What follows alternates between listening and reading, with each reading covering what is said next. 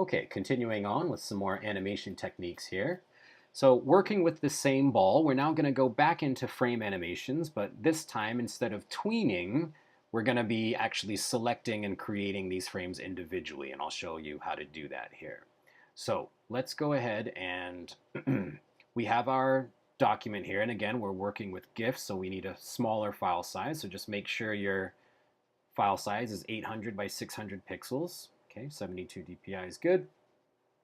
And what we're going to do here is we're going to create a bouncing ball, and we're going to explore some of the animation properties and principles that you've hopefully by now familiarized yourself with. And in particular, we're going to work with squash and stretch, right? So we're going to have a ball that's bouncing, the ball that you created, and we're going to use stretch, right, when the ball is coming down and bouncing up, and then squash as that ball is hitting the surface, right? Hopefully we'll get a nice seamless ball that's looks like it's realistically bouncing. So what we need to do is let's go ahead and create a couple things here. I'm going to create a new layer, and I'm just going to use the rectangular marquee tool, and I'm going to create a just a little, I don't know, a platform here. I'll fill that in. Okay.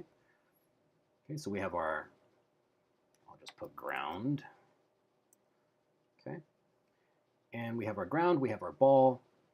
And what we want to do here is we're going to, so there's several different ways we can work with frame animations. We can create the frames in the timeline as we go, or we can create layers and then create frames from the layers that we've created. And that's what we're going to do here. So what we're going to do is we need to find a path for this ball to bounce on, right? So what would be helpful here is let's go ahead and I'll create another layer. And let's get our path, let's get our pen tool, and specifically the curvature pen tool, right? We all remember how this works. And this will just be really helpful as far as establishing the, the direction of the ball and the arc and how it's going to be moving. So let's go ahead and let's just create, I'm going to just touch right there. Right? Remember, if I want this to be not a curve, but if I want this to be a more angular direction change, I'm going to double click that. Okay, leaving off from the last point that I was on, I'll click, let's say here, and I'm just eyeballing this. I don't have a particular method to this, but I'm just using my judgment on how a ball would be bouncing. So the next bounce I'm going to say would probably be right about half the height. Double click there, half the height of this arc.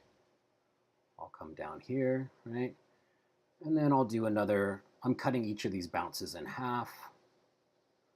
Okay.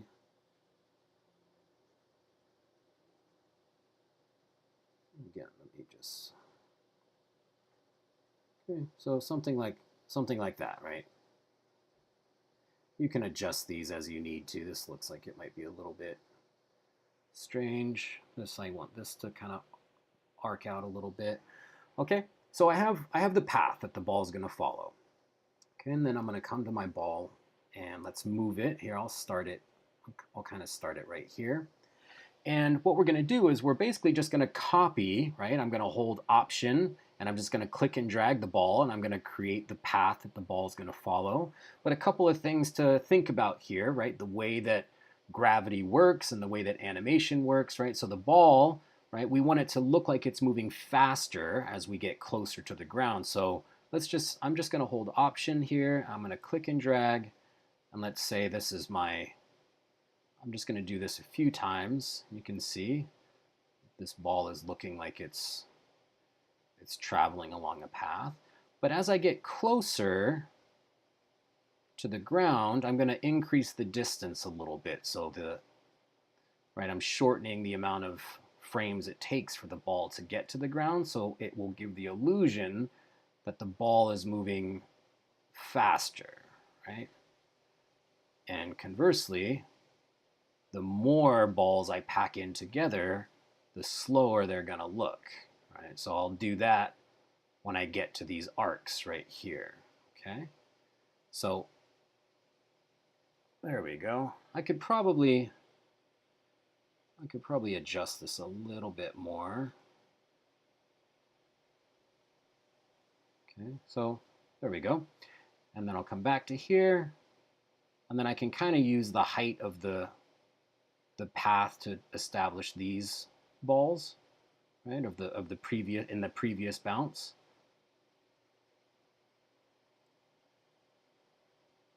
Okay, and then as I get to this arc, I'm going to pack more of these in here, and that will give the illusion that, you know, that ball's getting a little bit of hang time, right? It's staying in the air a bit, right?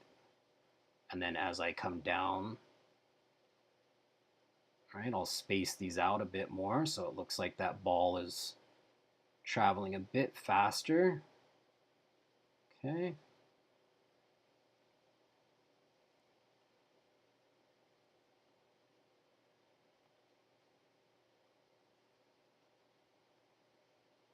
Again, I'm just holding Option, clicking and dragging.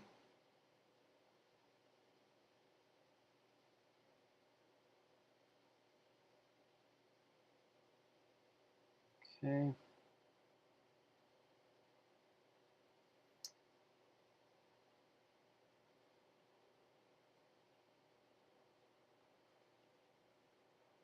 And as this bounce is getting, as it's bouncing smaller and smaller, I may not need to put as many frames in there, right, as I did in some of the bigger bounces. Okay, and I'll take that off there. Okay, so we have our bounce, okay, and then here's where, you know, I'm going a bit quickly, but you might want to clean up your path and make sure that the balls aren't wobbling or moving left and right. Like, make sure we have nice clean arcs.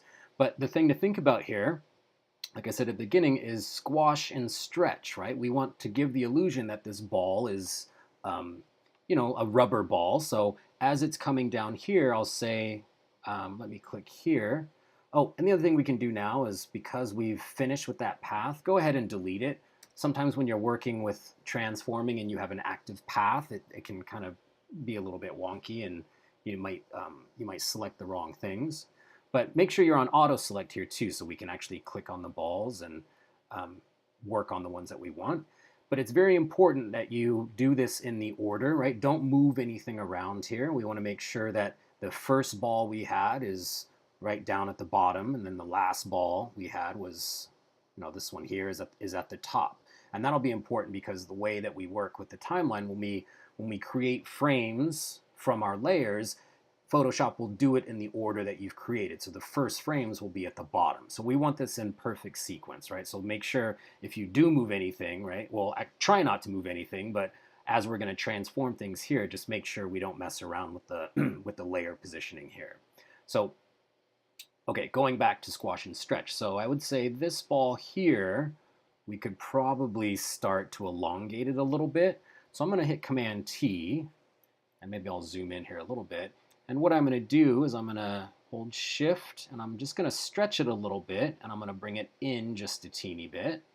And the way that this ball is traveling, I might even just rotate it just a little bit too. And it's really important that we try to maintain the same sense of volume in the ball. So as you're transforming this, you want to make sure that the volume stays consistent. You don't want to do something so crazy where the ball actually looks like it's changing its volume. So let's elongate these last two here, right? And then this bottom one, oh, let me go ahead and hit OK. And then this bottom one, I'm going to Command T. We're going to flatten this out a bit, and then we're going to widen it, right? Remember, we want to keep the volume relative, right? You could get out, you know, you could bust out the math and make sure, and do manual adjustments here and keep them in proportion to each other, but I'm just eyeballing things here. Okay, so then this ball that's coming back up, I'm going to Command T. I'm going to elongate this a little bit. Okay, I'm going to rotate this just slightly so it follows that same path. Okay, this ball, I'll Command T. I'll elongate this a little bit, and I'll rotate. Okay. So that's probably good. Just those 1, 2, 3, 4, 5, right? Two stretching, one squash, and then 2 more stretching. And then the ball will snap back to its original shape. And then as it's coming down here, right, we'll go ahead and maybe I'll pick this one, Command T. I'll stretch this out, rotate it a little bit, squish it in, hit OK.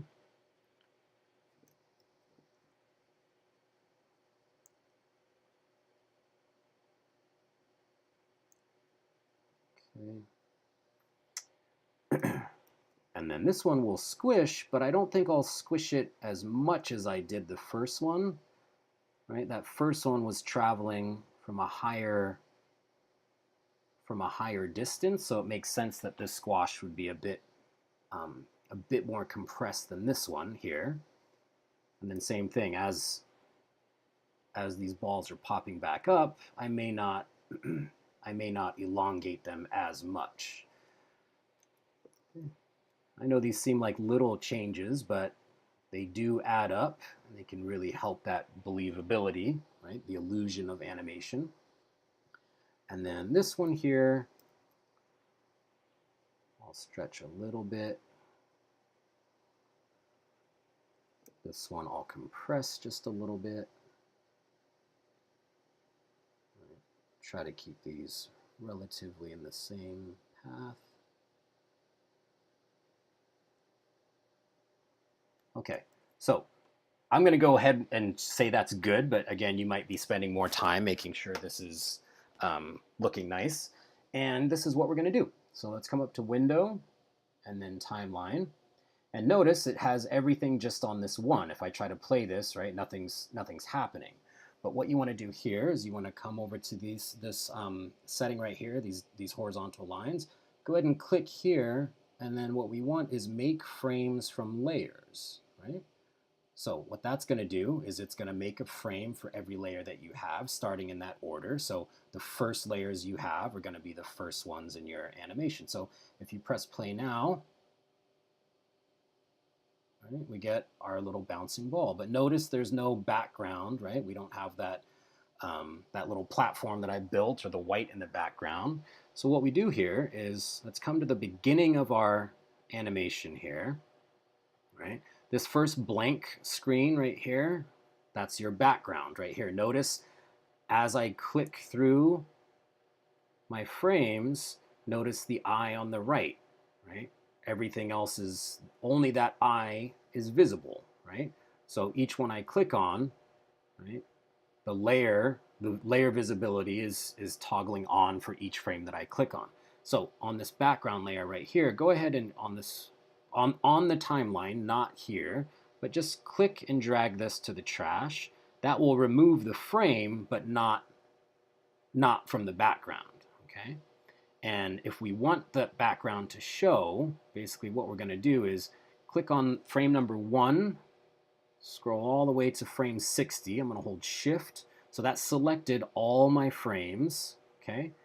And then here in the Layers panel, just make sure we have the background on and then the ground, right? So the white and then the ground, right? So now those are off. Those are turned on now, so they will stay visible throughout the entire animation now. So if I come back here and I hit play, there we go. Okay. So I'm getting a little bit of stuttering here. Recording video and playing the animation is kind of slowing things down a bit, but that looks pretty good to me. You can play around with things here. So notice on each one of these frames, let me stop this.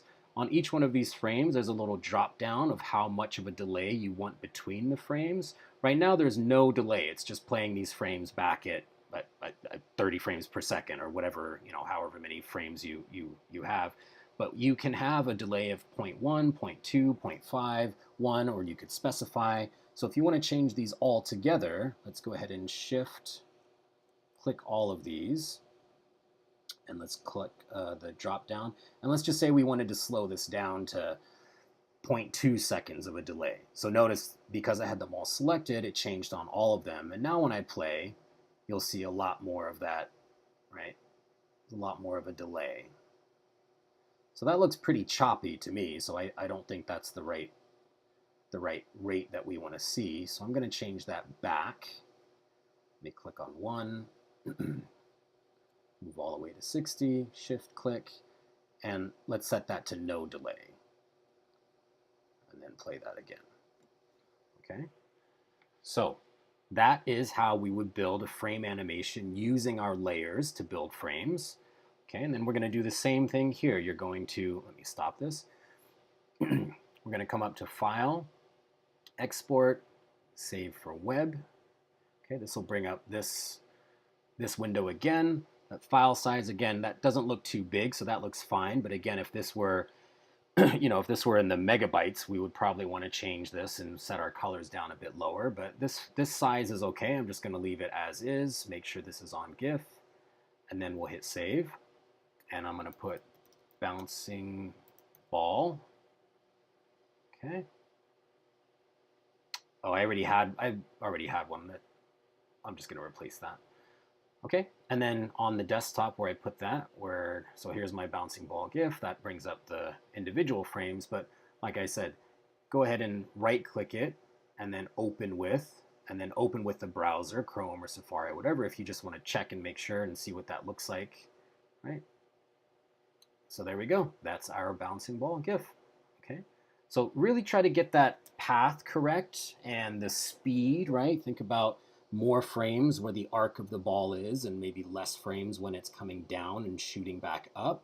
And also work on that squash and stretch, right? Try to make that more believable. You may want to start that stretch a bit earlier, right, than I was doing. I just kind of did it, just as a way to demonstrate. But, if you think about other things that you could add here, like if you had, if there was a texture on the ball, say this was a basketball or something, and you wanted to show that it was spinning, you would have to come into each frame and rotate it just a little bit every time, right? So that's something that you could be thinking about if you continue going on with these, is how you can continue to build upon, right, the animation and how to make these more believable. Okay, so send this to me as a GIF again, and I'll see you on the next exercise.